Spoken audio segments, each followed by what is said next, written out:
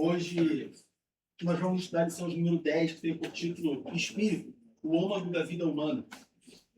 Como os irmãos já sabem, nesse trimestre nós estamos estudando sobre a composição do corpo humano.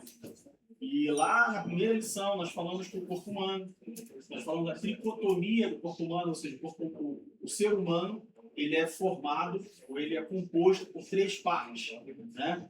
Corpo, alma e espírito. O corpo é a parte externa do homem e a alma e espírito é a parte interna do homem.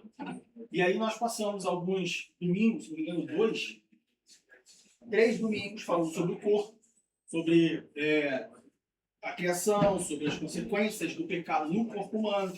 Falamos sobre o corpo como templo do Espírito Santo. Depois nós passamos 1, 2, 3, 4, 5 aulas falando sobre a alma como centro da vontade, a fonte da vontade, os sentimentos, né? Como que a alma se relaciona, qual é o que acontece com a alma no processo da salvação, enfim, falamos sobre a alma. E agora, na lição 10, caminhando já para o fim do nosso trimestre, nossa revista, nós vamos começar a falar do espírito. Então, hoje, nosso objetivo é a gente falar sobre a terceira parte, aí terceira não em ordem de importância, mas que nós já cobrimos duas partes de três, sobre a composição do ser humano. Então, hoje nós vamos falar sobre o espírito. Mais especificamente, nós vamos falar sobre de onde vem esse espírito, o que é esse espírito. Nós vamos falar também sobre a santificação do espírito, ou seja, no processo de santificação, no relacionamento com o pecado, relacionamento não que tenha um relacionamento, mas em relação ao pecado, que parte é do espírito? Que é, como que o espírito se relaciona ou entra nessa relação homem e pecado? E por fim nós vamos falar sobre, ainda no processo de santificação, sobre a regeneração. No processo, na etapa da regeneração, o que é regenerado? A gente já falou sobre isso brevemente na primeira aula, se não me engano, mas a gente vai falar um pouco mais a fundo sobre esse assunto. Nosso texto base, os nossos textos base se encontram em 4 livros diferentes. Nós vamos ler em Gênesis, Eclesiastes, Zacarias e João. Então, peço para os irmãos aí ficarem ligeiros na Bíblia, rápido. Diego, quer usar o microfone? Usar o microfone? Não, não. Vocês querem o microfone? Só que é melhor você vai lá depois pelo de televisão. Cuidado. Então nós vamos ler em Gênesis, depois Eclesiastes, depois Zacarias e depois João. Então se você já puder já procurar e já deixar lá a mão para a gente poder ler rapidamente. Ajuda. Gênesis capítulo 2, versículo 7. Eclesiastes capítulo 12, versículo 7 também. Zacarias capítulo 12, versículo 1. E João capítulo 4, versículo 24. Então a gente vai fazer um bom passeio pela Bíblia.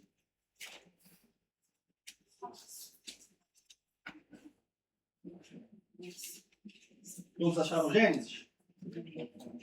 Aí depois a gente vai avançar lá para Salmos, Provérbios, aí a gente vai encontrar Eclesiastes. Aí avança mais um pouquinho, Profetas Menores, Zacarias. Eclesiastes é capítulo 12, versículo 7. Mas primeiro a gente vai ler Gênesis.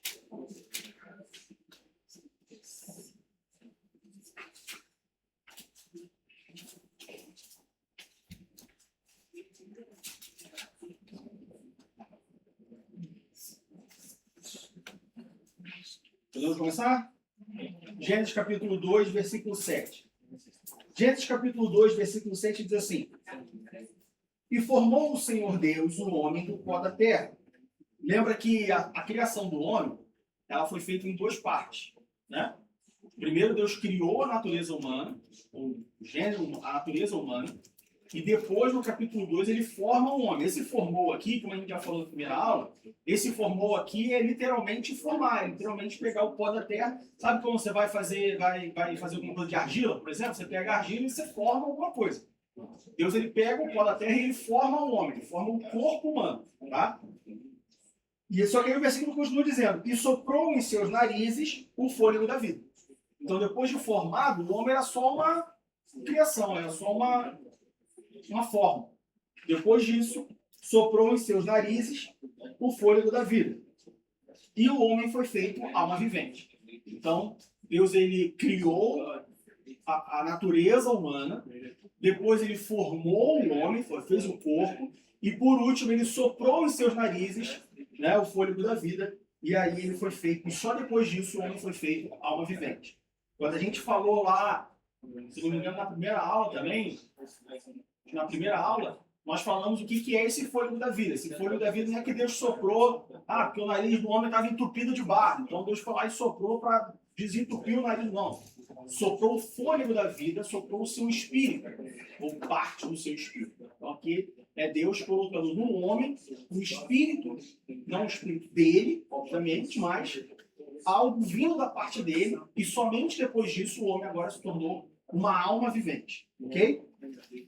Agora vamos para Eclesiastes capítulo 12. Abra sua Bíblia agora em Eclesiastes capítulo 12.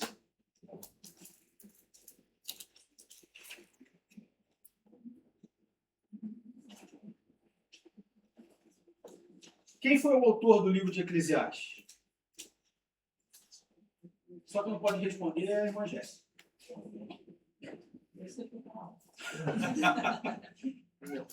Quem foi o autor do livro de Eclesiastes? Quem? Salomão, exatamente. Muito bem. Eclesiastes capítulo 12, versículo 7 diz assim: E o pó volte à terra, como era, e o espírito volte a Deus, que o deu. Aqui Salomão está falando sobre a morte. Salomão está falando que depois da morte, o pó volta à terra. O pó aqui é o corpo humano. Lembra que no capítulo 2 de Gênesis nós lemos que do pó da terra Deus formou o ser humano? Então aqui Salomão está falando o seguinte, olha, depois que morre, o pó volta para a terra. E de fato é isso que acontece. Né? Quando a gente vê sobre, né, o que acontece fisicamente depois da morte, a gente vê que depois de alguns meses, anos, tudo mais, o corpo ele se desfaz literalmente. Né? Os ossos ainda ficam por vários anos, mas de maneira geral o pó volta à terra, como era antes. Mas o espírito, Salomão diz, e o espírito volte a Deus, que o deu.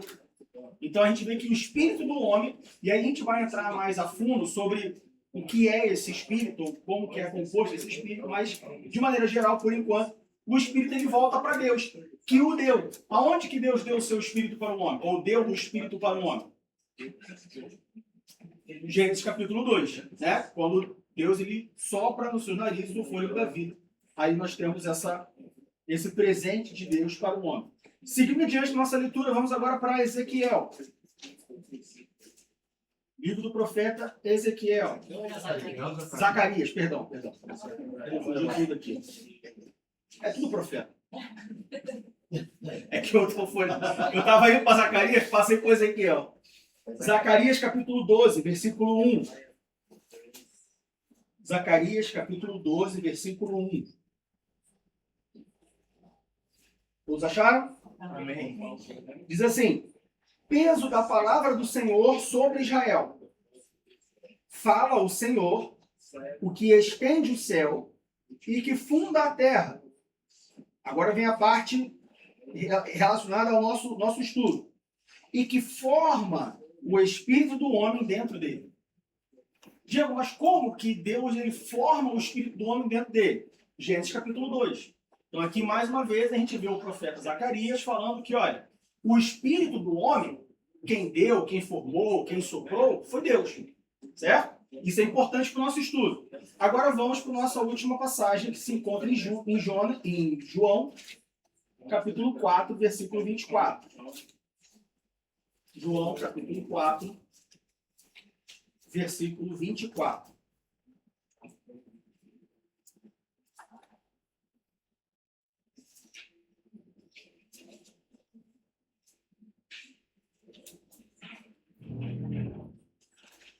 Todos acharam?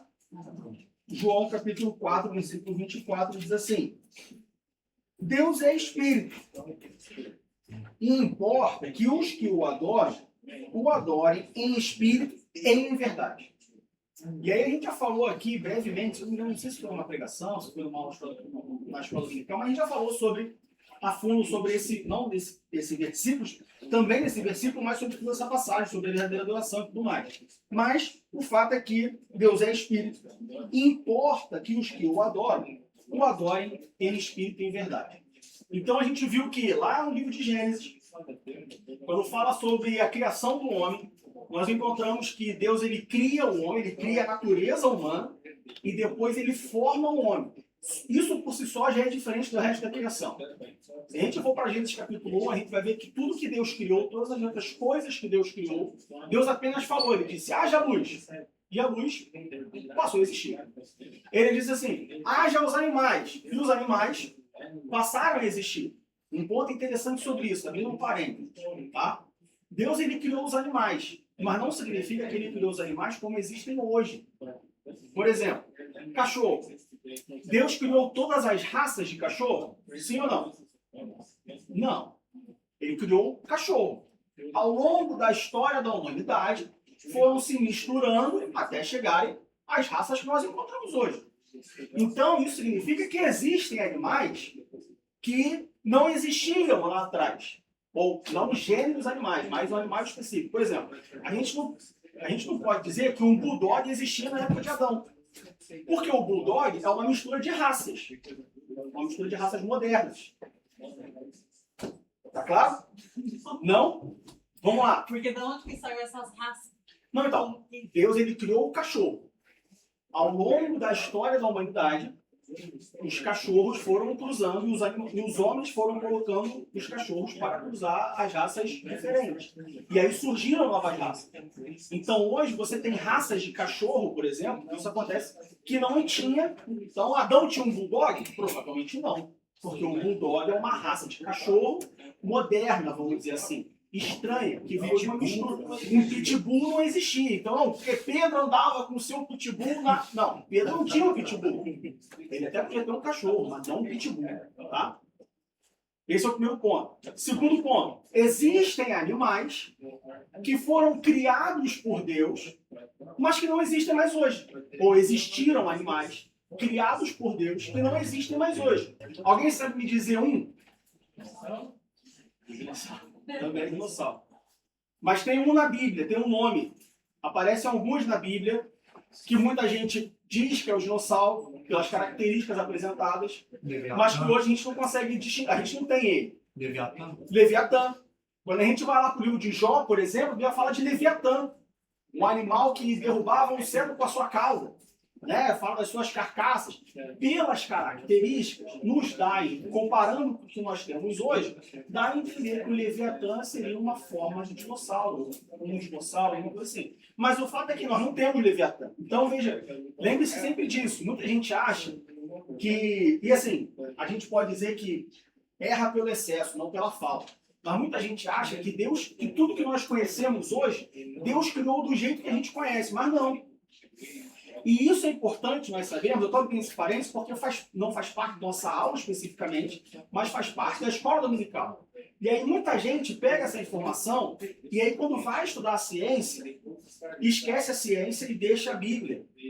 Esquece a ciência e se apega à Bíblia e acaba não passando por um incrédulo, mas passando por um ignorante. Por exemplo, quando a gente vai para a ciência, a gente fala sobre a evolução das coisas. Né? Então a gente tem, por exemplo, um caso de estudo bem comum nas aulas de ciência é sobre o pescoço das girafas, que cresceu porque, né, adaptação natural, papapá. A gente acha que isso é mentira. Não, isso é verdade. O ser mais bem adaptado àquele ambiente é natural que ele sobreviva. E aí, geneticamente, isso vai permanecendo. Então, guardem isso. As coisas que nós conhecemos hoje, mas nem tudo foi criado por Deus. O que nós conhecemos hoje. O bulldog, por exemplo, a gente não pode dizer que o bulldog foi criado por Deus, o pitbull, porque são raças misturadas que o homem misturou. Ok? Fechando esse parêntese, voltando para o nosso texto. Então, lá em Gênesis capítulo 2, nós vemos que Deus ele cria o ser humano, ele cria a natureza humana e depois ele forma o homem. Só que só formar o homem não adianta. Ele coloca, então, o seu espírito no homem. Não o seu espírito, mas o espírito que vem dele. Então, veja, não é que o homem recebeu o espírito de Deus. Não, o espírito de Deus é de Deus. Mas o homem recebeu o espírito que veio de Deus. Por isso o Espírito de Deus. Não é que é o Espírito dele, quero deixar isso bem claro. Isso não, porque o Diego falou que, né, eu recebi o Espírito do próprio Deus. Não, só. Nós recebemos o Espírito que veio de Deus. Ok? O Espírito de Deus costuma ser o Espírito dele, né? Que habita em nós, depois da conversão, tudo mais. Mas o Espírito que nós recebemos na criação foi o Espírito que veio da parte de Deus. É importante nós entendermos isso. Está claro isso? Ok? Isso por si só já nos diferencia do resto da criação. Como eu disse, quando Deus cria todas as coisas, ele fala, haja e ouve. Ele fala, exista e passou a existir. Com o homem não foi assim. Deus ele não falou, homem, exista. E o homem passou a existir. Ou seja, nós vemos que a criação do homem teve um ponto específico, teve um tratamento específico, teve uma ocasião especial, foi uma coisa diferenciada do resto da criação. Isso por si só já é motivo de alegria, já é motivo de esperança, já é motivo de nós glorificarmos, adorarmos o nome do nosso Deus. Porque isso mostra a preocupação, o carinho, o cuidado da criação do homem. Por exemplo, no início da aula, eu estava falando com a nossa irmã Pimbisa, perguntando para o nosso irmão Luazi. E ela disse que ele está lá na cidade e vai ficar lá mais um tempo, porque ele quer observar as fundações de uma nova obra que está sendo levantada lá. Ou seja, isso mostra que aquela obra é de alguma forma especial. Não é qualquer obra. Aquela ele quer lá ver como é que está. Isso mostra que tem um valor especial. Nós somos especiais para Deus. Porque a nossa criação, Deus ele criou, depois ele formou e por último ele soprou em nossas narinas o espírito de vida, o fôlego da vida. A partir daí nós lemos em Eclesiastes, em Zacarias, que a confirmação de que o espírito veio de Deus. E porque ele veio de Deus, ele vai voltar para Deus. Então nós vemos que na nossa morte, o corpo fica. O corpo se desfaz. Porque o corpo é matéria. O corpo é carne. O corpo ele está manchado pelo pecado. É interessante, e agora, infelizmente, né, a gente chegou numa época que a gente não pode mais afirmar nada que a gente vê na internet. Porque, né, você vê um vídeo na internet, você fala assim, eu vi um vídeo não sei o quê. Aí você vai ver, não, o vídeo foi gerado por AI, não existe. Um dia desse eu ouvi uma música, poxa, música bonita é essa? E quando eu fui ver, o artista não existe, foi gerado por AI. Mas eu já ouvi algumas pessoas, alguns cientistas e cientistas cristãos falando que a ciência parece que descobriu por que a humanidade hoje vive bem menos do que no período antediluviano. Quando você olha para a Bíblia, pré-dilúvio, os homens viviam 900 anos, 800 anos. Quando você olha pós-dilúvio, a expectativa de vida ela caiu drasticamente. E isso se dá por conta da diferença de pressão, oxigênio, proteção, enfim, tem toda uma explicação científica. O fato é que na natureza humana, o corpo ele sofre as ações do pecado. Ele sofre a degradação do pecado. Não que o corpo seja algo a ser ignorado. Nós já lemos em outras ocasiões, Paulo nos falando que nós devemos nos santificar em tudo, corpo, alma e espírito. O nosso corpo, embora ele seja matéria, embora ele seja carne, nós ainda assim precisamos santificar o nosso corpo também. Paulo nos orienta sobre isso. Mas o fato é que na nossa morte o corpo se desfaz, o corpo vai embora, ele volta ao pó da terra. Mas o espírito não. Eclesiastes vai dizer que o espírito volta a Deus. E por que o espírito volta para Deus? Porque foi ele que deu, não foi? Não foi Deus que soprou nos homens na narinas o seu espírito? De novo, não o espírito dele próprio, mas o espírito que vem dele. Então é como, por exemplo, se eu tivesse aqui e falar assim, pastor, toma aqui, ó, o meu telefone. O telefone para você. Não é o meu telefone, é o telefone que eu estou dando para ele. Esse telefone veio do Diego, não é do Diego, né? Então, porque Deus soprou o seu espírito como fôlego de vida, na morte, esse espírito volta para ele, porque é dele em primeiro lugar. Diga. Isso minha dúvida agora. O espírito que ele deixa para a pessoa que vai voltar. Só que o espírito que mora no mundo e fazia muitos pecados, vai também voltar para ele? Não. A gente vai chegar lá. Ah, tá bom. A gente vai chegar lá. Tá bom. Então, o espírito, o corpo, volta para a terra. Mas e o espírito? O espírito volta para Deus. Por que que o espírito volta para Deus? Porque foi dele em primeiro lugar. Foi ele que deu. Tudo bem até aí? Ok? Aí a gente continua avançando, a gente foi para Zacarias, que confirma que, olha, esse espírito foi dado por Deus. E aí, por último, a gente leu em João, capítulo 4, versículo 24, que fala, olha, é importante, né? Se a gente lê o versículo 4, versículo 24, diz assim, olha, Deus é espírito. E aqui esse espírito está com E maiúsculo, Espírito Santo e tudo mais. Mas João ele fala assim, Deus é espírito. Importa. Veja, é importante. Veja, é fundamental. A gente pode aqui, né, trocar esse importa por uma... A gente não está trocando o texto bíblico, mas na interpretação desse texto, a gente pode trocar o importa por várias palavras. É importante, é fundamental, é de suma importância, é crucial.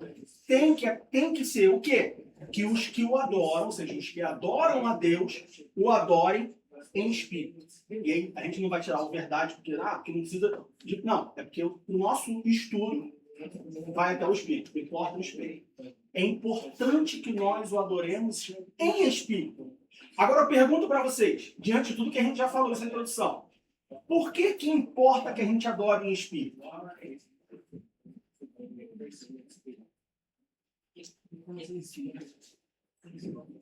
Porque ele é espírito, ok? Mas o quê? Só porque ele é espírito?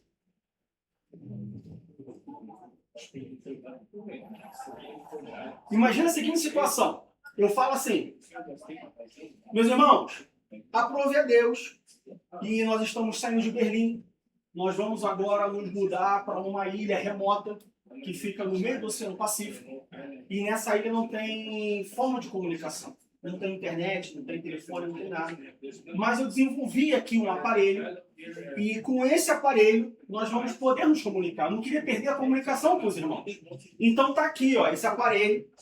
Ó, tá aqui, ó, esse aparelho. Com esse aparelho os irmãos conseguem se comunicar comigo. Então, estou deixando aqui, ó, com o nosso pastor. Nós vamos viajar amanhã, nós vamos se mudar para essa ilha. E sempre que os irmãos quiserem se comunicar comigo, usem esse aparelho. Aí os irmãos, né, poxa, ligado e tal, não sei o quê. Aí, semana que vem, os irmãos sentiram muita saudade de mim, da Fabiana, das crianças, querem falar comigo. Aí os irmãos vão e pegam o WhatsApp para falar comigo. Vocês vão conseguir falar comigo? Por que não? Porque no aparelho que eu dei. Certo? Agora, se pegarem o aparelho que eu dei, vocês vão conseguir falar comigo, não vão? Se eu quiser falar com vocês e eu mandar a mensagem pelo aparelho que eu dei para vocês, o aparelho estiver guardado na estante dentro de uma caixa revirada, os irmãos vão ouvir o aparelho tocar? E aí vão conseguir atender a minha ligação? Não. Por quê? Porque a forma de comunicação que eu deixei para falar com vocês é esse aparelho. Né? Quando nós falamos da nossa comunicação com Deus, na criação do homem, Deus ele soprou nas nossas narinas o fôlego da vida, o seu espírito. Não o espírito dele próprio, mas o espírito que vem dele. Por isso que João diz que importa que os verdadeiros adoradores o adorem em espírito. Não é somente porque Deus é espírito, também porque Deus é espírito, mas também porque nós o estamos adorando através do meio de comunicação que ele nos deixou para se comunicar conosco. Deus, quando ele criou o homem, ele deixou no homem, ele soprou no homem o seu espírito. Ele fez isso com o cachorro? Ele fez isso com o papagaio, com o periquito, com a baleia, com o gato, com o passarinho? Não. Ele fez isso com o homem. Ele deixou uma forma de comunicação específica com o homem. para que o homem use essa forma de comunicação, esse meio de comunicação, para se comunicar de volta com ele. Por isso que a adoração tem que ser no espírito. Porque o nosso espírito é a parte do ser humano que fala com Deus. E por que é através do espírito? Porque foi o espírito que Deus deu para o homem para se comunicar com ele. Como que a gente sabe disso, Diego? Porque Eclesiastes diz que quando a gente morrer, o nosso corpo fica. E o espírito faz o quê? Volta para ele. Foi ele quem deu. É a forma de comunicação. Imagina, por exemplo, se o espírito ficasse na Terra. O que ia acontecer com isso? Ia ter vida eterna? Não faz sentido ter vida eterna. Como que o homem ia estar para sempre com Deus se o espírito ficasse na Terra? Então, o espírito volta para Deus. E porque o espírito volta para Deus, essa relação, esse relacionamento permanece para toda a eternidade. Fala, irmão José.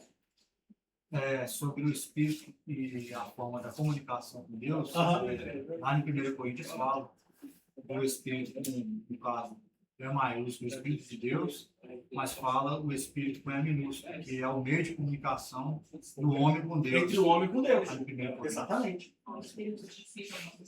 Exatamente. Então, o espírito do homem é esse controle. Não exatamente esse controle remoto, tá? Senão vai ser a briga para quem vai levar. É o controle remoto. É o meio de comunicação que quando Deus criou o homem, ele falou, olha, homem, está aqui, ó. Quer falar comigo? Está aqui. Eu quero falar contigo? É aqui. Tudo bem até aí?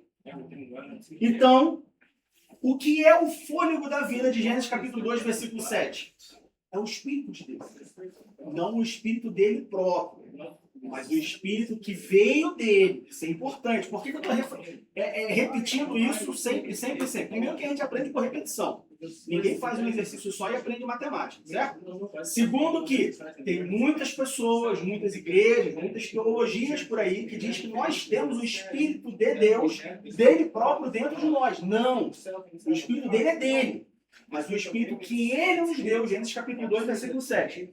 Então, o primeiro ponto é, que espírito é esse?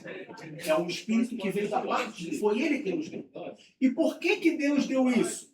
Ele deu isso para que nós possamos nos comunicar com ele. Para que seja a ponte de comunicação, meio de comunicação, o elo entre o homem e Deus. Ok? Tudo bem até aí? Podemos avançar? Ok. Com isso, nós podemos então chegar à conclusão de que de toda a criação, apenas uma tem essa capacidade de, ou tem esse recurso, ou recebeu essa forma de se comunicar com o seu Criador. E essa é a grande diferença entre o homem e Deus. Na semana passada, depois do culto, a gente ficou conversando com um rapaz, o Sebastião, que quem trouxe foi o nosso irmão Cláudio, nossa irmã Malena. E aí, num certo ponto da conversa, ele falou sobre o islamismo. E aí eu falei para ele, ele falou, porque é bem parecido e tal, não sei o quê, ele não é cristão.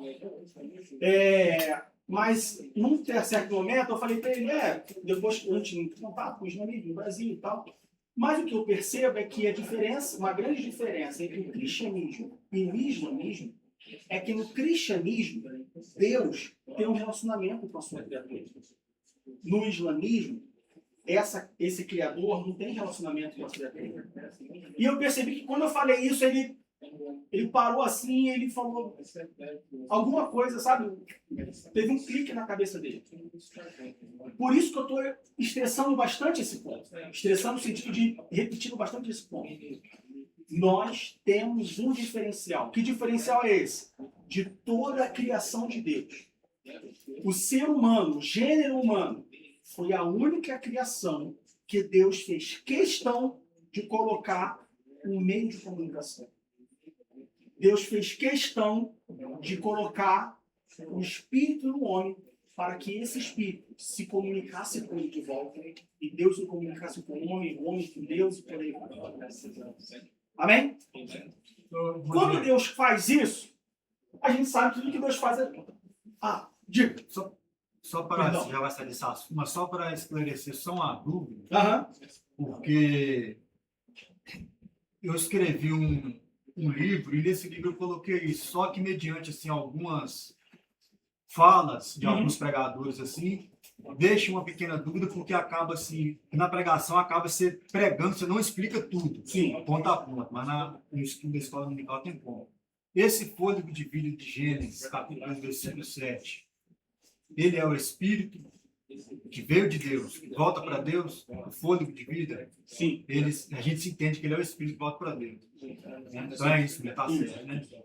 Porque quando, nessa parte que eu escrevi o livro, eu escrevi que o homem ele é formado por três coisas. No caso, composto de três matérias: corpo, alma e espírito. Sim. Quando ele morre, lá estava falando sobre a questão do juízo final, né? Assim, que o homem queria que ele podia viver tranquilamente, fazer o que quisesse, mas vem depois da morte o juízo, né? Então eu coloquei isso, que corpo, alma e espírito. Quando o homem morre, corpo, que é a matéria, volta para a terra. Isso. O espírito, que é o fôlego de vida, ele volta para Deus. A alma é um ser eterno que tem um destino para ela, céu ou inferno, mediante a sua consequência final, do que você fez, de como que você morreu, que você deixou essa vida, né? A gente vai falar sobre isso também. Então tá certo. A gente vai falar sobre isso também. Quer falar alguma coisa? Não, eu estava aqui escrevendo porque a pergunta que eu ia fazer depois Aham. é a mesma pergunta que ele fez. Essa era a minha dúvida. Mas faz a sua pergunta mesmo assim. A minha pergunta é sobre a alma. O espírito volta para Deus. E a alma, no caso de uma pessoa não convertida, que é o juízo final, é essa que será condenada, e não o espírito. O espírito mesmo do não salvo, esse volta para Deus. A gente vai falar sobre isso. Bom, vamos lá. Entendemos de onde veio o Espírito. Entendemos que Deus, quando cria o homem, ele coloca o seu Espírito, tem essa parte de comunicação, certo? Beleza. Tudo que Deus cria é perfeito. Certo? Então, nós podemos assumir, nós podemos entender que quando Deus forma um homem, sopra nos seus narizes o fôlego da vida, ou seja, dá o seu Espírito, de novo, não o Espírito dele próprio, mas o Espírito que veio dele. Poxa, mas o Diego é chato, ele repete a mesma coisa 1 milhão de vezes. É importante, porque se não repetir, esquece. Quando Deus sopra o seu Espírito, o fôlego da vida no homem, não seria surpresa para nós dizermos que esse Espírito que veio de Deus, ele é perfeito. Certo ou errado? Certo? Deus soprou o seu Espírito, não o dele próprio, mas o Espírito que veio dele. E se Deus deu, é porque é bom. Se Deus deu, é perfeito. Certo?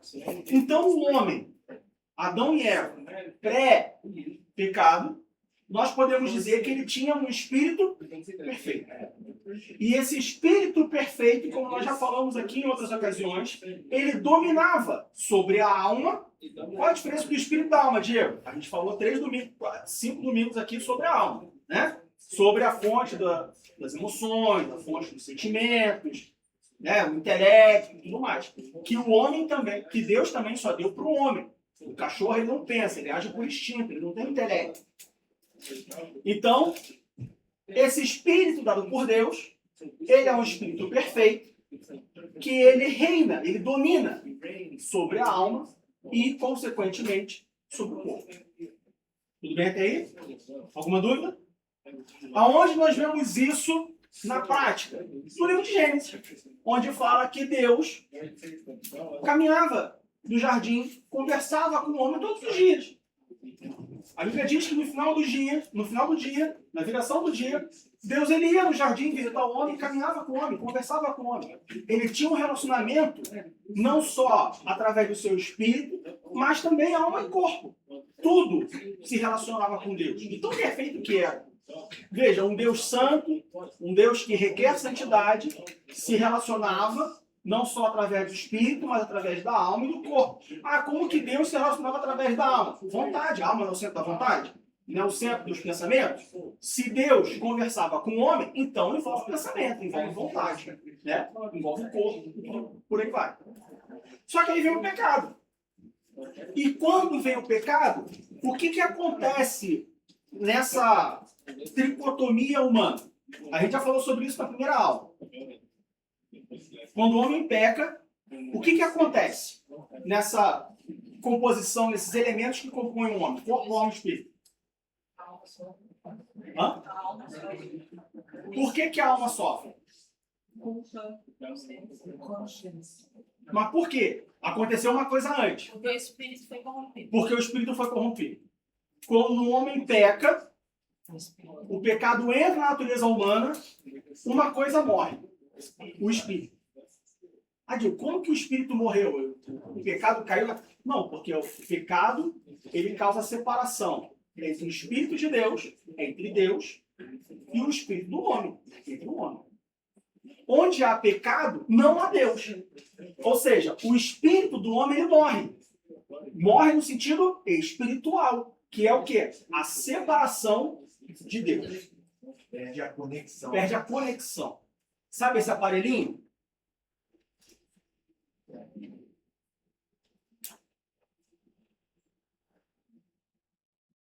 Morreu.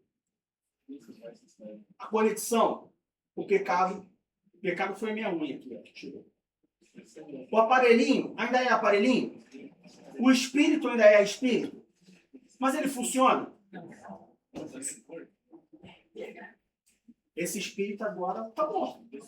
Esse aparelho está morto. Se você ligar, ó, é esse aqui, né? Ó, não nada. Estou desligando. Está morto. Com o pecado, o espírito morreu. Perdeu a conexão. E aí agora, a gente avança vários anos, e nós temos o sacrifício de Jesus Cristo na cruz do Calvário. E aí no sacrifício de Jesus Cristo na cruz do Calvário, nós encontramos algo que nós chamamos, ou nós encontramos um ato que favorece um processo que nós chamamos de salvação. E aí na salvação, uma das etapas da salvação, qual é? Qual é a primeira etapa da salvação? A segunda etapa da salvação. A primeira é a redenção. A salvação, primeira etapa é a redenção, ou seja, nós somos redimidos por Jesus. Jesus vai lá e paga o preço. Ele fala assim, quanto que o Diego custa? Ah, custa um sangue inocente. Está aqui o meu sangue inocente. O Diego agora está redimido. Depois da redenção, o segundo passo é qual? Regeneração. E a regeneração é o quê? Gerar de novo. E gerar de novo o quê?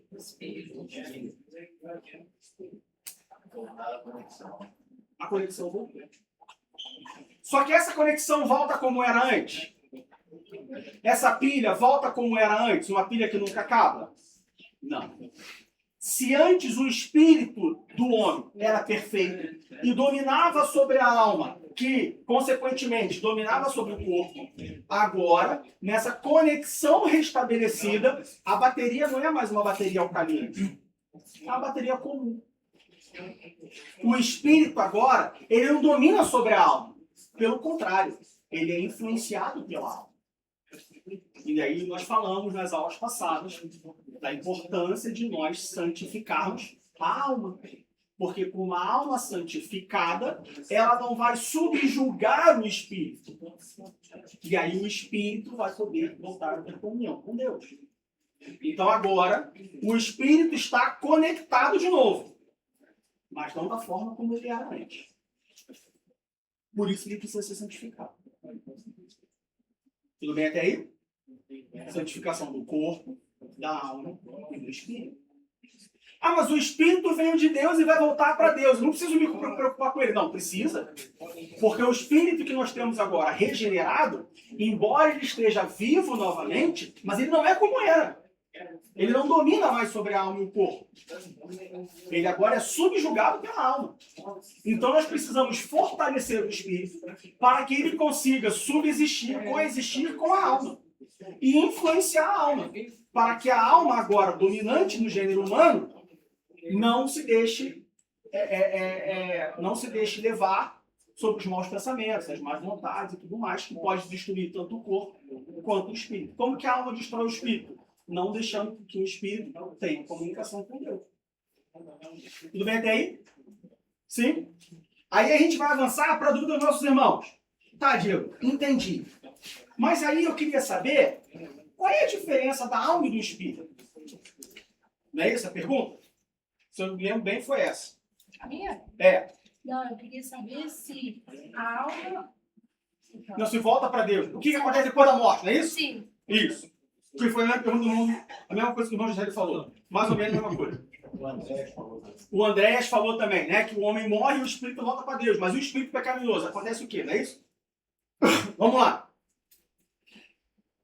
Quando nós olhamos para o ser humano, nós encontramos, à luz da Bíblia, uma tricotomia, ou seja, corpo, alma e espírito. E aí, existem muitas teologias a respeito disso, ou pelo menos duas a respeito disso.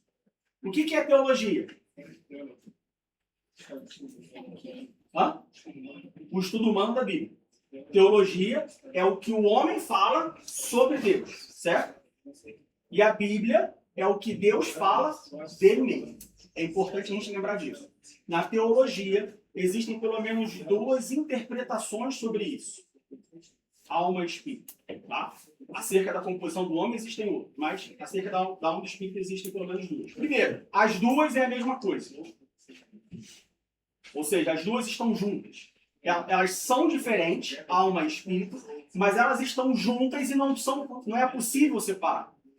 Então, na morte, alma e espírito vão juntas para o céu ou juntas para o inferno. Por que isso? Primeiro, imagina que...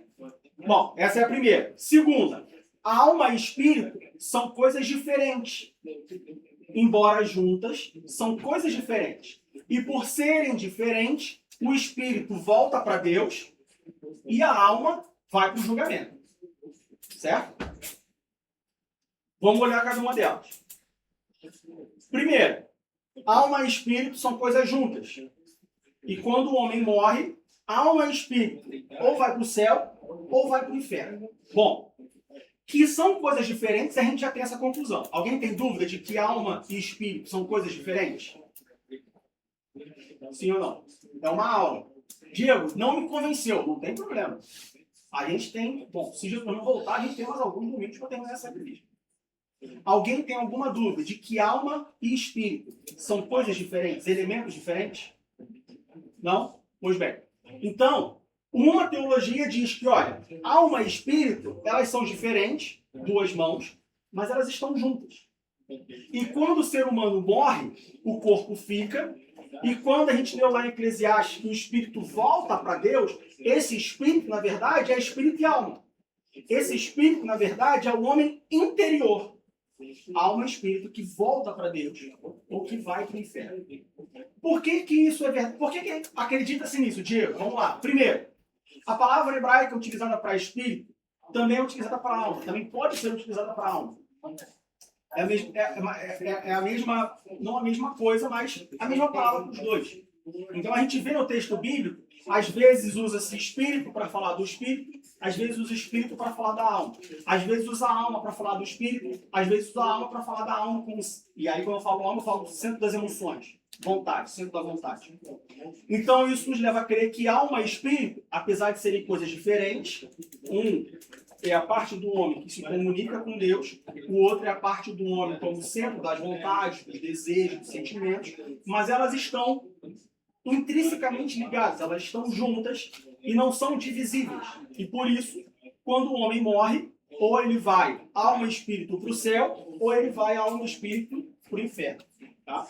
Não é que o céu está em cima, o inferno está embaixo. Isso é uma coisa da Igreja Católica. Tá bom? A gente não sabe onde está o inferno, a gente não sabe onde está o céu. Tem muito crente que não anda de metrô porque está perto do inferno. Não tem nada a ver uma coisa com a outra. Anda de metrô mesmo. Tem muito crente que só viaja de avião porque está mais perto do céu. Não tem nada a ver uma coisa com a outra. Tá? Céu e inferno. Apenas para indicar que são direções opostas. Ok? Por que nós queremos isso também? Porque se a alma é o centro das emoções, o centro da vontade e o centro dos sentimentos, faz sentido pelo texto bíblico que quando o homem morre, a alma esteja no céu. Afinal de contas, no céu terá alegria. Afinal de contas, no céu terá adoração. No céu terá louvor.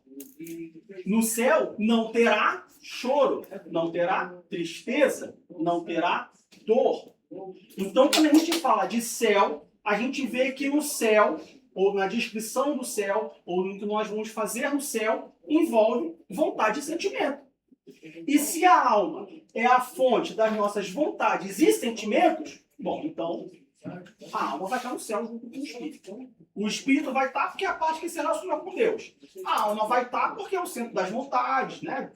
Dos sentimentos e tudo mais. Então, uma alma, obviamente, transformada, não vai ter aquele sentimento carnal, aquela coisa de, poxa, mas de novo esse hino que a gente vai cantar aqui no céu, santo, santo, santo é o Senhor, a gente já falou isso, já tem 3.000 anos, vai começar de novo. Então, esse sentimento carnal não vai ter, mas alma e espírito junto. Da mesma forma, no inferno, espírito e alma. Por quê? Primeiro, o espírito, a parte que se comunica com Deus, se ela está em pecado, se ela não foi redimida, regenerada, justificada e santificada no processo da salvação, lembre que são 4 etapas, tá bom? Tem muito crente que acha que a santificação, que a salvação é apenas a redenção.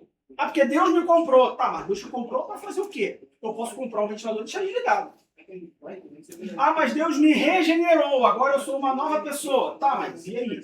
Eu posso pegar um carro de 1960, regenerar ele todo, botar ele tinindo. Mas vou fazer o quê com o carro? Vou deixar ele parado na garagem? Ah, porque Deus me justificou. Tudo bem. Mas você foi justificado para quê? Para ser santo. Então a salvação completa é redenção, regeneração, justificação, santificação. Se o Espírito não foi salvo, ele não foi redimido e regenerado e justificado e santificado, então ele não pode estar com Deus. Ele não é o Espírito Santo. Tudo bem até aí? Ok? Além disso, pelo texto bíblico, a Bíblia diz que no inferno haverá pranto e ranger de dentes, que haverá sofrimento, né? Por que sofrimento? Ah, porque o fogo...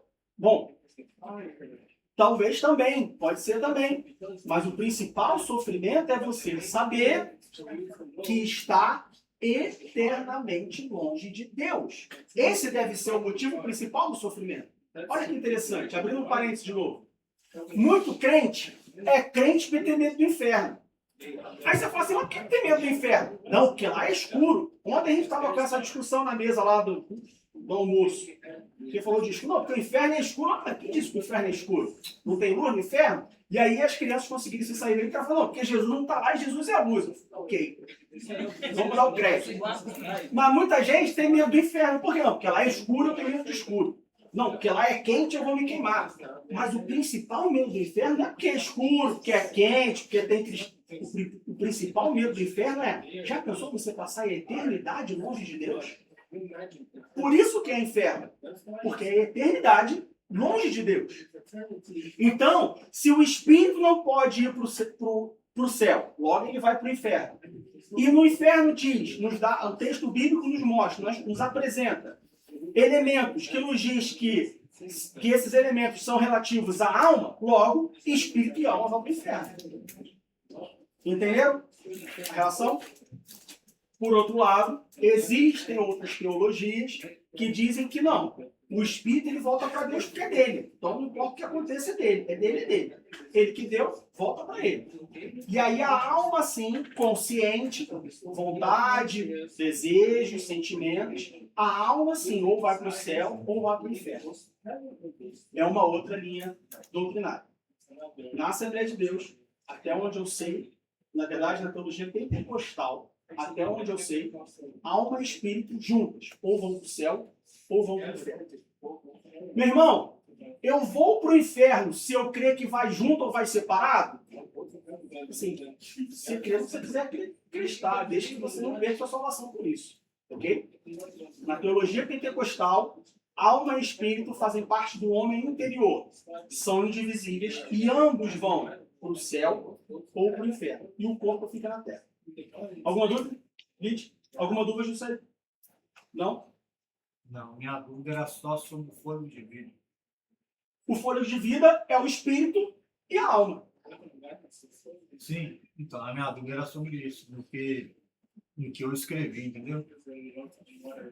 As explicações, porque não ficava assim, nas pregações não ficava bem claro. Não ficava No claro. que eu entendi, Aham. no meu entendimento, o que eu coloquei foi que, no meu caso, que eu coloquei que o corpo era matéria e quando o homem morresse, a matéria, que é o corpo, volta para a terra. Isso. E os outros elementos, que é espírito e alma, o espírito, que é o fôlego de vida. No caso, eu entendi que o espírito era o fôlego de vida, que ele voltava para Deus. Só que no que eu escrevi, eu não dei a sequência dando detalhes Aham. sobre o espírito justificado e o que não foi justificado está no pecado. Então, esse fôlego de vida de Gênesis capítulo 2, no âmbito da salvação, né, de vida eterna, Seria o fôlego- na teologia seria o pentecostal, é espírito e alma. É tudo junto. Porque, veja bem, na criação dos animais, não teve fôlego de vida. Na criação dos homens, teve fôlego de vida. Qual é a diferença entre o homem e o animal? O homem, ele tem espírito e alma. Ele tem intelecto, ele tem raciocínio, ele tem, né, vontades. Então, a gente vê que esse fôlego de vida é o que fez a diferença entre o homem e o resto da criação. E essa diferença envolve tanto o relacionamento com Deus, quanto o intelecto, a vontade, o raciocínio. Então, na teologia pentecostal, esse fôlego de vida é espírito e alma. É o homem interior. Ok? Melhorou? Eu acho engraçado que a gente fala melhorou, aí precisa de mais, eu também acho. A gente pode conversar sobre isso depois, tá bom? Fica à vontade. Diga. Eu acho que eu não prestei muita atenção. Mas quando a gente morre, então você falou que já vai direcionar ou para o céu ou para o inferno. Só que a gente precisa passar pelo julgamento, certo? Sim. Então, nesse meio tempo. Aonde ficam as coisas? É. Tá. Antes de a gente entrar nisso, eu só responder o Andrés. Ficou claro sobre o que acontece com o espírito pecaminoso? Ficou? O espírito salvo. O que é salvo? Redimido, regenerado, justificado e santificado. Só é salvo quem é santificado, ok? Esse evangelho do amor, da paz, né? Esse evangelho rico, não existe. Só é salvo quem é santificado. O espírito santificado vai para Deus. O espírito que não é santificado não vai para Deus, ok? Sobre a tua pergunta, Stephanie, sobre o julgamento, né? Então, quando a gente vai lá para o livro de Hebreus, o autor de Hebreus diz que ao homem basta viver uma vez e logo depois disso, o juízo. Então, não só esse texto, mas no texto bíblico que nós encontramos morri hoje. O que acontece? Meu corpo fica, a minha alma, aí de novo, na teologia pentecostal, a minha alma e o meu espírito, eles vão para um lugar. Que lugar é esse? Ou ele vai no paraíso, não é o céu não foi inaugurado na escatologia, né? Aí a gente vai... É chato, mas é sempre importante a gente lembrar. Existem diversas linhas escatológicas. Tem gente que acha que o céu já foi inaugurado. Tem gente que, pelo texto bíblico, entende que não. O céu ainda vai ser inaugurado. Então, na escatologia das Assembleias de Deus, morreu, o corpo fica, alma e espírito vai no paraíso, para um lugar, aguardando a inauguração do céu, que vai ser quando? Quando Jesus voltar para buscar a sua igreja. E aí, nisso, ela vai ser julgada. Esse espírito e alma. Julgado como? Não sobre salvação ou não sobre céu ou inferno, mas julgado pelas obras. Então, todos que morrerem salvos e os que forem arrebatados serão julgados pelas suas obras. Já está salvo. Só vamos julgar do tipo, e aí? O que você fez no dia 5 de julho de 2026? Ah, não, eu preferi ir para o lado do que ir para a igreja. Mas por que você preferiu ir para o lado do que ir para a igreja? Ah, não, porque eu estava trabalhando muito e tal, estava na sequência de trabalho, e eu conversei com o pastor e achei interessante, achei bom, seria bom para minha família naquele momento que a gente fosse para o lado. Ok, beleza. Mas por que você foi para o lado e para a igreja? Ah, não, eu vou para a igreja com o calão miserável? Não, vamos querer ir para o lado. Não, fiquei em casa para dormir. Vamos ser julgados pelas nossas obras. Tá? E as almas, as almas, ou o espírito e a alma, né? Aqueles que não forem para o paraíso, serão julgados em quê? Serão julgados também pelas suas obras. Só que agora para condenação. Serão julgados do tipo, então, fulano de tal, você não aceitou o sacrifício de, assim, né? Não estou falando que vai ser assim, estou apenas, né, fazendo aqui uma ilustração. Fulano de tal, fulano de tal, fulano de tal. Está escrito aqui que você teve X oportunidade de aceitar o sacrifício de Jesus Cristo, você ouviu a palavra de Deus, mas você não aceitou, você tem algum motivo pelo qual você não aceitou e tal, isso aqui. Ah, não, eu não aceitei mesmo. Ah, poxa, desculpa, eu achei que... Então, infelizmente, agora você não tem mais chance, então, inferno. É uma ilustração, tá, pessoal? Porque, né, aí já acha que tem a portinha, que vai puxar uma cordinha, não sei o quê, então, elevadores, já vi elevadores que tá rolando. Não, é uma ilustração. Entendeu? Mas esses que não foram para o paraíso, Não foram para o paraíso. então, Fica no Sheol. tchau. Isso. Que também não é o inferno, porque o inferno ainda também não foi inaugurado. Então você tem o paraíso, o seio de Abraão, você tem o Sheol. Do Sheol você vai para o inferno. Do paraíso, do seio de Abraão, você vai para o céu. No inferno, passa as lagas de fogo. O inferno é o lago de fogo, enxofre, separado para Satanás, seus anjos. Esses que estão no Sheol, eles esperarão o julgamento no dia do juízo final, ou também já serão julgados pelas obras igual os que estão no seio. Então, juízo final.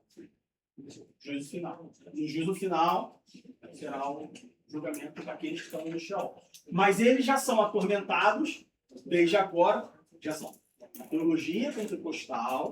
Por que eu estou falando isso? Porque isso aqui é uma aula. Precisamos ser conscientes do que estamos crendo e por que nós cremos. Na teologia pentecostal, eles já estão em sofrimento. Por que eles estão em sofrimento? Porque espírito e alma estão lá, logo a consciência está lá. E eles têm consciência de que agora eles estão eternamente separados de Deus. Entendeu? Ok? Claro? Assim como aqueles que estão no paraíso, embora não estarem no céu, mas porque espírito e alma está no paraíso, eles estão conscientes de que foram mortos, de que morreram salvos. E por isso estarão eternamente com Deus. Claro, evidente? O mais importante é, eles não estão olhando para a terra e vendo as nossas atitudes e, né, ajudando, né, e protegendo. Não, isso é uma coisa da Igreja Católica. É uma sala de espera sem janela. Sala de espera sem janela. Perfeito. Sala de espera sem janela. Ok? Diga, minha irmã. O irmão falou que, bom, a alma, que o espírito, a alma, juntos, e morrem, né, salvos, vão para o paraíso e os que não para o Sheol. E aí logo vai ter esse julgamento e tal. Sim. E o ladrão da cruz, o que estava ali com Jesus? Jesus falou, hoje mesmo estará comigo no paraíso. Isso. Pronto. Aí nesse julgamento a gente entende que ele foi salvo. A gente entende que porque Jesus falou, hoje mesmo estarás comigo no paraíso. Então, supostamente ali ele se arrependeu, porque ele falou, Supostamente não, ele se ele se arrependeu. arrependeu. Não, sim, né? Ali tá. E aí, e esse. Desculpa, eu estou te corrigindo, porque quando a gente fala supostamente se arrependeu, a gente não está querendo afirmar. Só que eu não estou querendo afirmar, mas Jesus afirmou. Jesus afirmou. Assim, eu posso falar que, poxa, o pastor fulano de tal morreu, mas supostamente ele foi para o céu. Mas no ladrão da cruz, eu diria que é a única pessoa que a gente pode garantir que está no céu. Pronto, então me corrija. Meu irmão, mas e Abraão? Não sei. Mas e Davi? Davi era segundo o coração de Deus? Não sei. Mas o ladrão da cruz não, eu posso garantir. Ele eu vou encontrar. Porque Jesus falou, ainda hoje está comigo por aí. Pronto, me corrija. Perdão. Ele se arrependeu. Ele né? se arrependeu. Pronto, Isso. aí ele foi para isso. E aí, esse julgamento aí dele vai ser um bagulho meio doido, porque assim. Vai ser um bagulho meio doido. Porque ele ficou a vida Não tem o que inteira, julgar.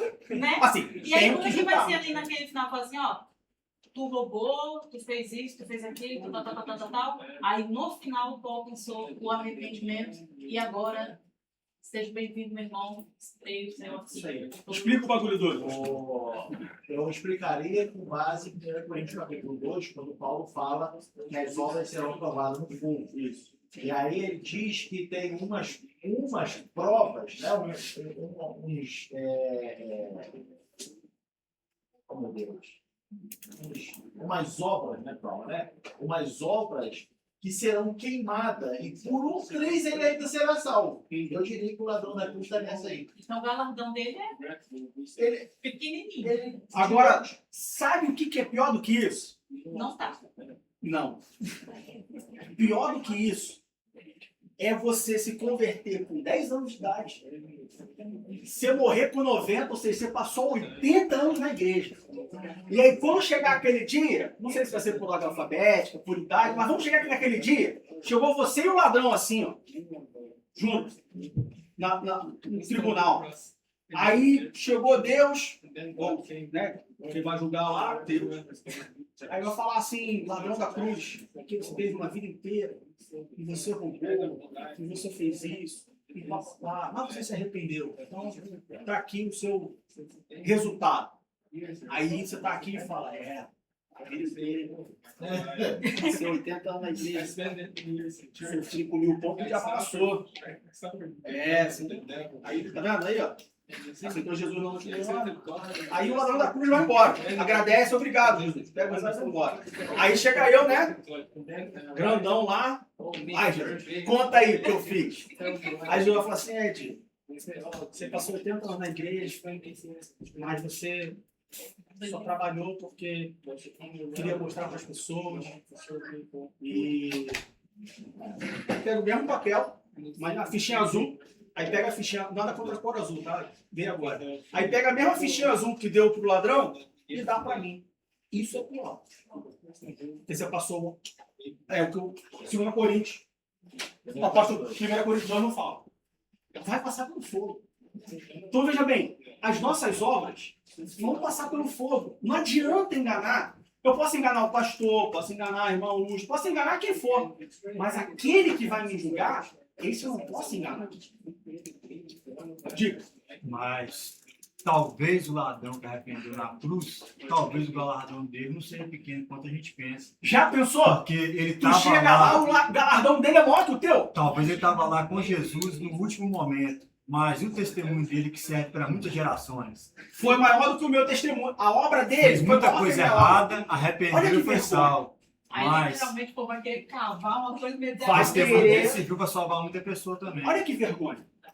Porque a gente olha para o ladrão da cruz e o ser humano fala assim, era um ladrão, se arrependeu da última... Só que o que o irmão já está falando, o arrependimento dele na última hora, talvez tenha feito muito mais do que toda uma vida na igreja. Sem falar na defesa que ele fez por Cristo, porque todos estavam zombando. E ele falou, pai, nós somos dignos de estar se aqui, mas conserta aí, ele pai, não. presta Ele é só atenção, o cara não fez nada.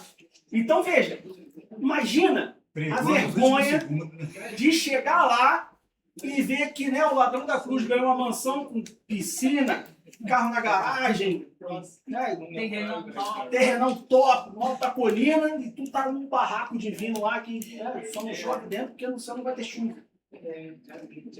Então, uma coisa que nós pensamos. Não vai ter casa, barraco.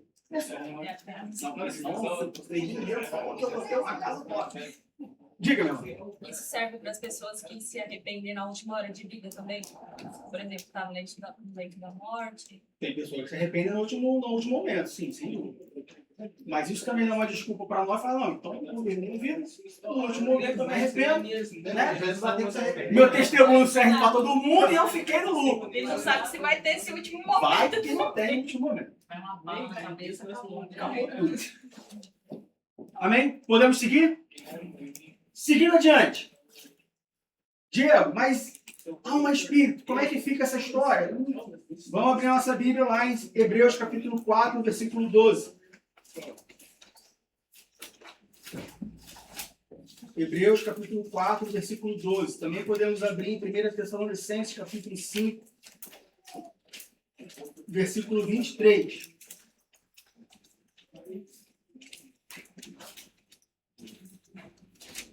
Hebreus capítulo 4, versículo 12 diz assim: porque a palavra de Deus é viva e eficaz e mais penetrante do que qualquer espada de dois gumes e penetra até a divisão da alma e do espírito. Veja, duas coisas diferentes.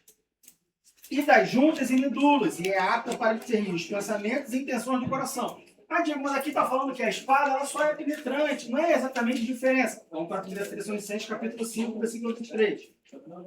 1 Tessalonicenses, capítulo 5, versículo 23. A gente tem um complemento de Hebreus, capítulo 4, versículo 12. Mas Diego, mas como assim complemento? Hebreus está depois de Tessalonicenses. Como que Tessalonicenses pode complementar Hebreus? Primeiro, os livros não estão em ordem cronológica. Segundo, ainda que estivesse, é a palavra de Deus, nem a minha nem a sua. Então, 1 Tessalonicenses, capítulo 5, 23, diz assim: e o mesmo Deus de paz vos santifica em tudo. Só que tudo é muito genérico, né? Ah, eu como de tudo. Mas você come giló? Não, não come. Não come de tudo. Tudo é muito genérico.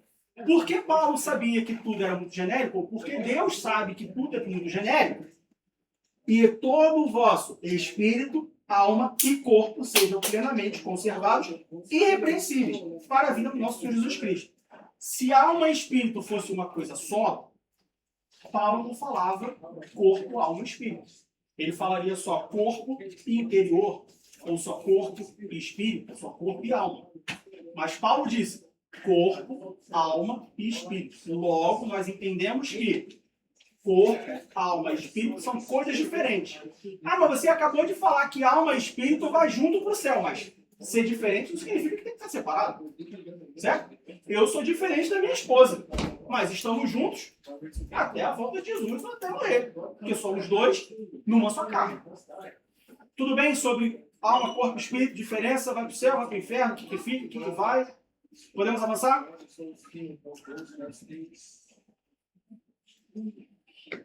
At some point, we talked about the difference between lowercase sense or Espírito tem maiúscula ou we talked about Espírito Santo. how the spirit dies Tem falamos como o Espírito morre from sin. pelo pecado. In Psalm 51, Em Salmo 51, when David had sinned, remember the repentance day.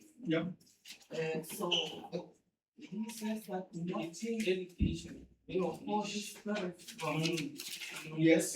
o Espírito Santo de mim. At what point Até que ponto? That's verse 11, right? yeah, Yeah. not passing away from your presence and Yeah. not take the Holy Spirit from me. Now I just wanted us to clarify that at what point the Spirit dies and at Até what que point ponto? the Holy Spirit O Espírito is taken away. morre ou So, here, verse 10 and verse 11, we have the two spirits. On verse 10, David says, create in me, O God, a pure heart, and renew in me The right-minded spirit. the right spirit, right? This spirit is the spirit of man. So, creating in me a spirit that has a relationship with you, that talks with you, that wants to be with you. On verse 11, it says, cast me not away from your presence, and take not your Holy Spirit from me. This is the Holy Spirit of God that habits in me while I'm his son. So right now, for example, I can say that I have my spirit given by God, Genesis chapter 2, but my spirit that communicates with God. But I also have, or I may have, the Holy Spirit habiting in my life, in my heart. So that's the difference. Here, David didn't want to be, he wanted to have a new spirit, right spirit, but also he asked God to not remove the Holy Spirit from him, because it was important for him to have both the communication, the spirit that talks with God, but also the Holy Spirit above his mind for habiting in his life. Did it answer your question? No, it was just an clarification Okay. to say that Era só uma sometimes we clarificação, tend to às use vezes, that change. Yes. Yeah, tem que especially when mudar, we talk about especialmente quando falamos the issue of sin. Yeah, sobre a questão do that's not pecado. interchangeable. That's different things. Bom, então a gente falou sobre a divisão, certo? Olhando para a Bíblia, Hebreus e Tessalonicenses, a gente entende que de fato são três coisas diferentes: corpo, alma e espírito. Tudo bem até aí? Podemos avançar? Bom, se são três coisas diferentes, e Paulo fala que nós temos que santificar o corpo, santificar a alma e santificar o espírito, então é porque, por conta do pecado, o corpo pode pecar, a alma pode pecar, mas o espírito também pode pecar. Mas, Diego, como assim o espírito pode pecar? Você acabou de falar aí durante não sei quantos minutos que Gênesis capítulo 2, Deus deu o seu espírito, não o dele próprio, mas o espírito que veio dele para o ser humano. E esse espírito, então Deus me deu um espírito pecaminoso? Não. Deus me deu um espírito puro, reto, santo. Só que o pecado matou esse espírito, lembra? Do controle remoto? E aí lembra que depois, quando foi regenerado, nós recebemos a bateria de novo? E agora o Espírito volta a se comunicar? Só que lembra que eu falei que essa bateria que nós recebemos, ela não é uma bateria alcalina? É uma bateria que, né, às vezes você tem que apertar o botão. Sabe quando ele remota uma bateria na fraca, você tem que apertar o botão. Você acha que apertar o botão mais forte vai fazer diferença? É isso. Então o Espírito que nós temos agora, né, o Espírito vivificado, o Espírito regenerado que nós recebemos no processo da salvação, esse Espírito peca. E porque ele peca, ele precisa ser santificado. Alguém pode me dizer um pecado do Espírito? Ou qual é a diferença do pecado do Espírito, do pecado da alma e do corpo?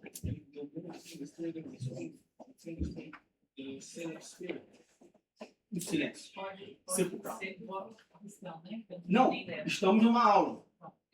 O pecado do espírito, assim, pode ser quando a gente peca contra Deus, ou seja, vamos totalmente contra a palavra dele, ao que ele falou, ao que ele nos orientou, que devemos viver, seguir, como devemos ser, e somos totalmente contrários àquilo que ele falou. E o do corpo sei lá, talvez não cuidamos bem do nosso corpo, damos qualquer tipo de alimento, fazendo qualquer coisa, fumando, bebendo. Então, mas quando a gente faz qualquer coisa no nosso corpo, a gente também não está indo contra a sua palavra? Não, então, mas aí assim, a palavra de Deus não diz que não devemos fazer uma tatuagem. Um exemplo, eu acredito que Já tive um pequeno ataque de coração, mas vamos lá. bom, tá lá no né, Levítico, essas coisas, mas assim, Não, não é brincadeira. exatamente aquilo, não faça uma florzinha, não é exatamente isso, mas a gente entende de forma indireta o que Deus está querendo dizer. Existe o vinho na Bíblia. Muitas pessoas usam isso como desculpa para dizer, eu posso beber uma taça de vinho, porque eu não posso me embriagar, porque eu não posso perder o controle e tal. Então, eu acredito que isso como um pecado contra o corpo e contra Deus, quando a gente vai contra aquilo que Deus falou, ame o teu inimigo, e a gente odeia o inimigo, por exemplo.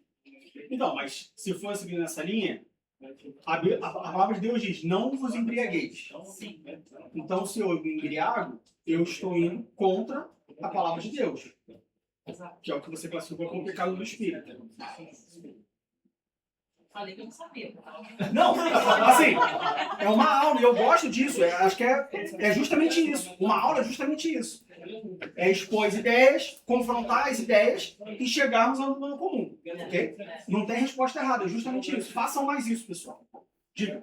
Eu tinha visto essa parte. Aí já. Mas- não fala mais nada. Não, mas em relação à alma, Ela já. a alma e o corpo era algo que eu sabia. Do espírito eu não sabia. Ah. Vim saber na revista, a justificação. Mas eu tinha a segunda. Não, é que aí já acabou muito tempo. Eu li a revista. Aí é igual aluno que vai pra prova estudando. Mas então eu vou falar uma coisa que eu já sabia antes de ler a revista. Que Tá. em relação ao pecado contra o corpo é quando, um exemplo que a passagem no segundo lugar, quando tem a prostituição, o pecado, o Senhor fala que a gente está não só pecando contra o espírito, mas está contaminando o próprio corpo. Porque esse peca contra o corpo. Aham. E a relação da alma seria os pensamentos, aqueles pensamentos que são contrários da vontade de Deus, os nossos pensamentos, aqueles pensamentos que são conturbados, esse seria o pecado. Aham. Do espírito eu não vou falar, como eu li, não vai valer. Não Mais vai alguém? valer. Diga. Para mim, O que você viu? Para trazer To me, para mim, eu acho que o I pecado do think that espírito the sin from the spirit vem do pecado da alma, comes from the sin of the soul. porque quando a alma Because when the soul está distante de Deus, is away from God, nós pecamos. we committed sin. E sabemos And we know que that esse Espírito, this Spirit, que é o Espírito Santo que vive em which is the nós, Holy Spirit who lives in us, é dado por Deus. it's given by God.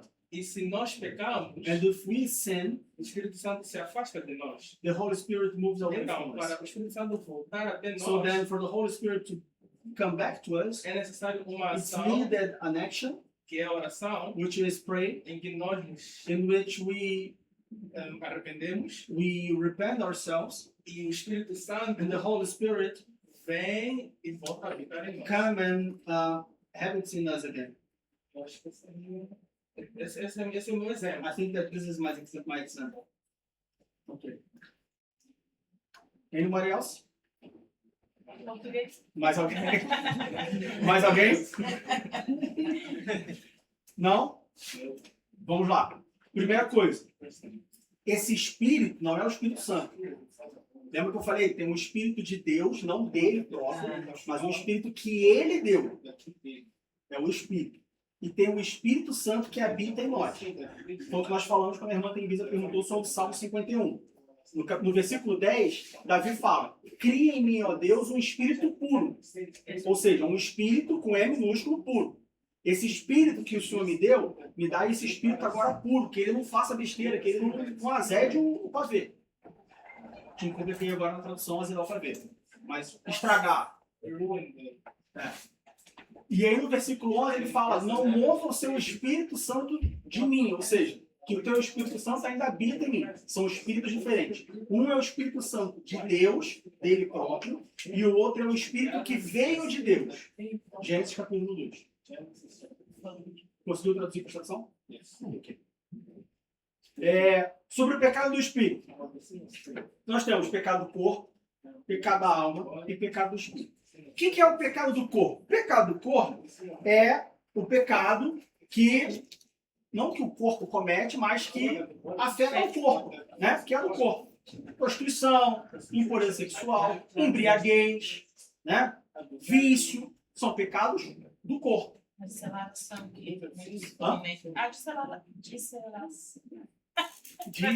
Dilacerar. Isso, Dilaceração. isso. A dilaceração são pecados do corpo, ok? Nós temos também pecados da alma. Bom, normalmente os pecados do corpo são pecados visíveis. De maneira geral, o que são os pecados do corpo? São aqueles que você vê. Né? Você vê quando a pessoa está embriagada, impureza sexual, prostituição, dilaceração. Os pecados do corpo normalmente são os visíveis, aqueles que você vê. E os pecados da alma? Os pecados da alma são... Se a alma é a sede dos pensamentos, é a fonte dos pensamentos e vontade, os pecados da alma... Ah, interessante. Sabe um pecado do corpo que ninguém fala sobre e que a gente comete, né? Todo domingo, depois do culto? Qual é? Fala. Pulo.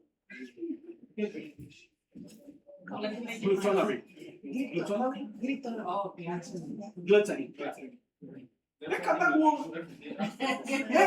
Pecado bom. Pecado bom. Pecado santo. Pois é. Aí, tá vendo? Embriaguez. Impureza sexual. Prostituição. Mas a gula é um pecado bom. Se for um pudim, então... Deus criou um pudim. Deus criou um pudim. É isso. Não, pecado. Olha como é importante nós refletirmos sobre as coisas.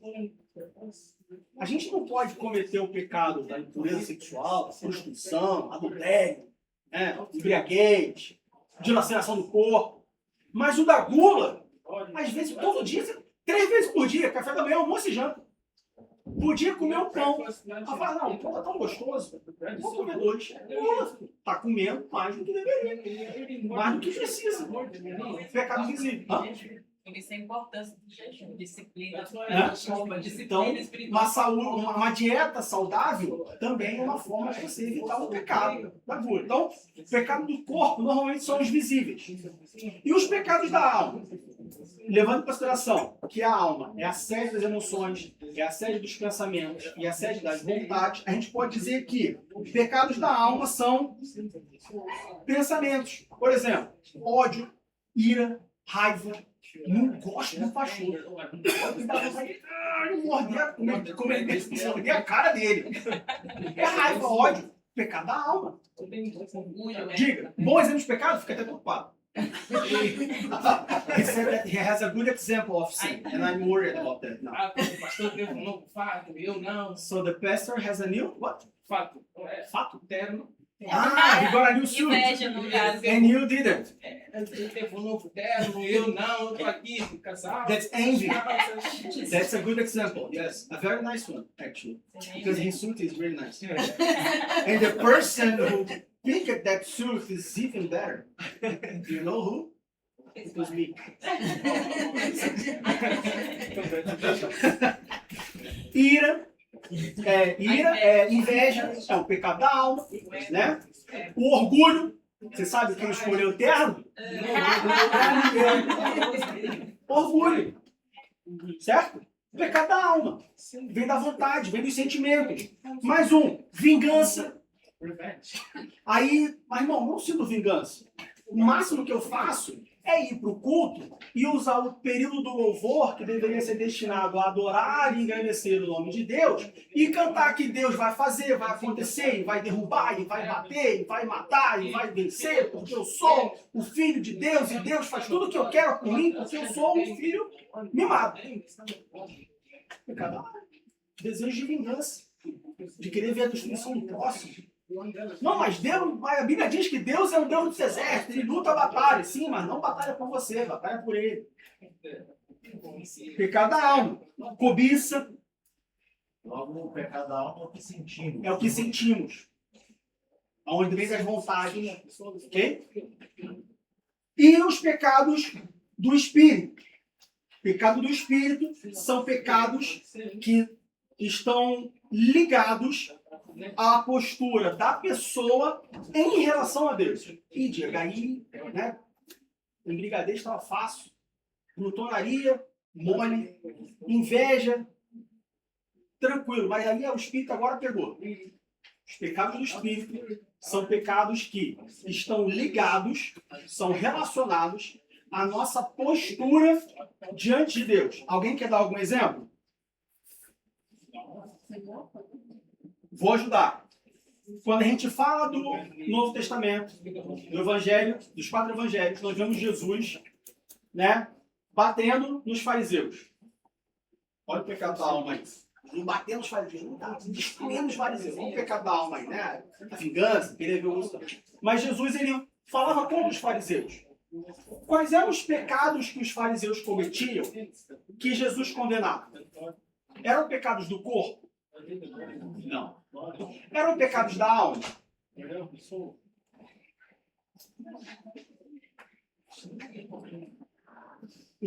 Então, mas aí... Eram pecados da alma? Não sei.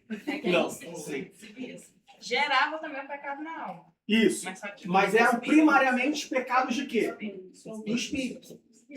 Porque eram pecados que dizem respeito, ou que dizem respeito, ao relacionamento do homem para com Deus. Por exemplo, soberba é um pecado do Espírito, não da alma. Um confronto com Deus. Um exemplo que você perguntou no caso aí, um exemplo seria o que Satanás fez. Ele foi orgulhoso. Isso seria Orgulho é um pecado do Espírito. porque vai contra a natureza de Deus, seria isso. Vai O contra a pecado natureza. são pecados do Espírito, no caso, são coisas que são contra a natureza de Deus. Exatamente. Que vai diretamente contra Deus. Isso. Se fosse um... O sangue lá da cruz. E também serviu aos deuses. Idolatria, servir outros deuses além de Deus. Então vamos lá. Orgulho é um pecado do Espírito. A soberba, não. Eu sou o melhor escolhedor de terno que existe. Eu escolho terno melhor que Deus. Soberba. O pecado do Espírito. São coisas que comparam diretamente com Deus, seria isso. Ou que tira o lugar de Deus. Idolatria. Isso, é. Ela tira o lugar de Deus. Coisas que confrontam diretamente. Confrontam diretamente com Deus. Então, pecados do Espírito são pecados que estão ligados, que falam sobre a postura de uma pessoa, não diante dele próprio, o corpo, não diante do próximo, a alma, não que o próximo seja a alma, mas né, vontade, sentimento, mas em relação a Deus. A idolatria, pecado do Espírito. E aí você fala assim, mas eu não cometo idolatria, eu não tenho nenhum santo na minha casa, eu não tenho nenhuma imagem na minha casa, mas todas as vezes que eu coloco algo no lugar de Deus, eu estou cometendo idolatria. Quer ver um outro pecado do espírito? Ganância. A avareza. Pecado do espírito. Porque eu estou colocando algo, ou estou tirando de Deus, a avareza no caso, eu sou uma pessoa avarenta, ou seja, estou ali, né, o famoso atravessa a piscina com um sorrisão na mão. Não gasto dinheiro para nada. Por quê? Porque eu quero juntar, eu quero confiar na minha Perdão, eu não confio no Deus provedor. Pecado do espírito. Avareza, soberba, orgulho. São pecados do espírito. Você quer falar alguma coisa, né? Diga.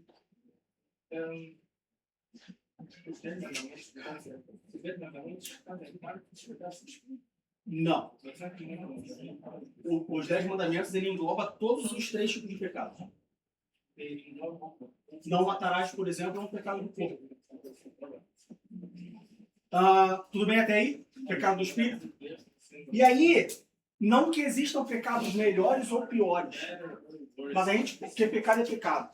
Mas a gente pode dizer que o pecado do espírito é um pecado mais perigoso do que o do corpo, por exemplo. Porque você peca diretamente por Deus. E o pecado do espírito, ele é, de certa forma, escondido. Por exemplo, existem muitas pessoas. É possível que uma pessoa seja um excelente pregador, evangelista maravilhoso, mas faça isso por soberba, por orgulho. O exemplo que você deu no começo em relação a Jesus confrontar os fariseus é exatamente isso. Nem eles percebiam quão perdidos eles estavam. Por quê? Porque cometiam pecados do espírito. O corpo e a alma estavam bem. Ajudava, não ajudava a forçar, mas ajudava, né? Orava, jejuava, não comiam carne de porco, ou seja, pecado do corpo, mas o espírito, o interior que não se vê, estava completamente destruído. Então, qual é o perigo do pecado do espírito? Não que ele seja mais perigoso ou mais importante, né? Não, mas é que o problema do pecado do espírito é que o pecado do espírito, ele mascara o exterior. Então, você olha para a pessoa, ou a pessoa se olha no espelho, ela não vê pecado nenhum. Mas dentro do seu espírito, ela está cheia de pecado. E esse pecado do espírito acaba sendo ofuscado pela alma, pelo corpo, e você acaba não percebendo. Quer ver um bom exemplo disso? Cai no dente. Tu olha pro dente da pessoa, tá branquinho. Mas aí se você colocar uma luz, você vai ver que lá dentro tem uma cárie. E aí se você não cuidar dessa cárie, ela vai crescer, até que todo o dente esteja corrompido. E aí você não consegue mais salvar o dente. Você tem que arrancar o dente e colocar um dente novo. A fruta aqui apodrece De dentro para fora. Você olha para ela, ela tá bonita. Mas por dentro, ela tá podre. E aí, porque você não vê, você deixa. E ela vai ficando podre, ela vai influenciando outras frutas e vai apodrecendo outras frutas. E quando você vê, todo o cesto de frutas ou toda a árvore está podre, porque apodreceu tudo. Porque não viu. Alguma dúvida? Alguma pergunta? Ninguém? Nem dúvida, nem pergunta, nem comentários? Diga! Eu queria saber se quando a gente pergunta para Deus o porquê de uma situação, por exemplo, eu estou tramitando para ter um visto, né? E aí eu conheço uma pessoa que também está fazendo isso, mas uma pessoa que não tem filhos, não tem nada, consegue uma duração de visto maior. E aí não sinto inveja. Se eu pergunto a Deus, isso também é um pecado. Não diria que é um pecado. Bom, a famosa resposta do depende, né? Se você pergunta a Deus porque você não confia na providência de Deus, por exemplo, a gente poderia tratar com um problema com o pecado do espírito. Se você pergunta a Deus porque você quer a mesma coisa que o teu irmão tem, aí seria um pecado da alma. É diferente, né? Mas, independente do se é pecado do espírito, da alma, do corpo, sei lá, o que eu diria para você é: não pergunte para Deus o porquê. Pergunte para Ele para quê. Lê o livro de Jó. lá no finalzinho do livro de Jó, depois de conversar com seus amigos e tal, Jó começa a questionar a Deus. E aí depois ele recebe um questionamento de volta. É um texto muito bonito e muito esclarecedor, que ensina bastante. Não perguntem para Deus o porquê. Porque quando você pergunta o porquê, você está esperando que a pessoa responda. Por que você fez isso? Eu fiz isso por causa disso aqui. Ou seja, a pessoa está justificando porque ela fez. Veja, Deus é Deus. Deus ele não justifica nada. Né? Então não pergunte para Deus o porquê, mas pergunte para Ele o para quê. Por que disso? Porque se nós entendermos o para quê, a gente vai saber aonde Deus quer chegar. E aí não que a gente vai ajudar Deus, mas se o povo tivesse perguntado para Deus para que eles estavam no deserto, eu tenho certeza que eles não passariam 40 anos no deserto. Mas porque eles ficaram perguntando por que eles estavam no deserto, eles precisaram passar 40 anos para entenderem o porquê. Para serem uma nação, para saberem ser uma nação e aí poderem entrar em Canaã. O livro de Jó responde exatamente essa pergunta de por que o justo padece. Isso. Então pergunta para quê? Troca, ao invés do porquê, Deus, para que eu só recebi um visto curto? Deus, para que eu não recebi um visto? Não é pra... Deus, para que o meu irmão recebeu um visto? Não, deixa o teu irmão falar. Deus, para que eu estou passando por isso? Me mostra, me ensina, me diz para eu poder não ajudar a Deus, mas para eu poder entender qual é a sua boa, perfeita e agradável vontade. Qual o propósito, né? Qual é o seu propósito? Mais alguém? Alguma pergunta? Algum comentário? Diga. A luxúria, ela é um pecado do espírito, mas ela também pode ser do corpo. A luxúria é um pecado do corpo, né? É do corpo. É. Mas também afeta a Deus. Não. Bom, No contexto em si, todo pecado afeta a Deus. Só que a diferença do espírito são pecados que confrontam que o caráter de confrontam a Deus diretamente, ou que tiram Deus, ou que tentam tirar Deus da posição dele, entendeu? Aí seria o espírito. Embora a Igreja Católica trate os 7 pecados capitais como pecados do espírito. Mas aí, nesse ponto, a gente tem que entender que a teologia católica, vamos dizer assim, ela não faz esse discernimento de corpo, alma e espírito. Entendeu? Por exemplo, na teologia protestante, não existe essa diferenciação de pecado do corpo, pecado da alma e pecado do espírito. Não, o pecado ele afeta tudo, corpo, alma e espírito. Quem faz essa distinção é a teologia pentecostal. Tá? Ah, Diego, tá certo ou tá errado? Qual que eu sigo? A pentecostal ou a reformada? Leia a Bíblia. Não peque. Seja ele do corpo, da alma e do espírito, não peque. Entendeu? Você não precisa saber de fato qual é para você escolher. Ah, não, a do corpo eu quero fazer. A da alma, não peque. Ok? Respondido? Mais alguém? Alguma dúvida, alguma pergunta? Não? Então vamos ficar aqui.